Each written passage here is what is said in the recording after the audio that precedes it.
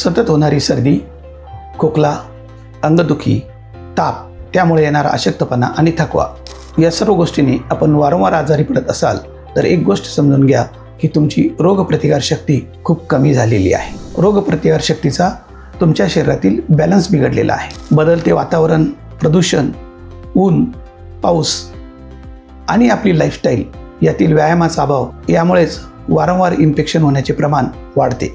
असा प्रश्न पडतो की सतत औषधं घेऊन तात्पुरता ताप आपण कमी करतो, पण मग वारंवार डिस्टर्ब होणाऱ्या आपल्या प्रतिकारशक्तीचं काय? इथेच तर खरा होमिओपॅथीचा उपयोग आहे. होमिओपॅथी केवळ आजार बरं करत नाही तर शरीराची रोगप्रतिकारशक्ती वाढवून शरीराला बळ प्राप्त करून देते. तुमच्या संपूर्ण लक्षणं आणि प्रकृतीनुसार होमिओपॅथीचे उपचार होतात आणि यामुळेच तुमची इम्युन सिस्टीम अधिक स्ट्रॉंग होत जाते, जेणेकरून परत व्हायरल इन्फेक्शन होऊन आजारी पडण्याचं प्रमाण कमी होत जातं. तुम्ही जर वारंवार आजारी पडत असाल, वारंवार ताप येत असेल, एनर्जी कमी पडत असेल तर अशा वेळी तुम्हाला होमिओपॅथिक उपचाराची अधिक गरज आहे.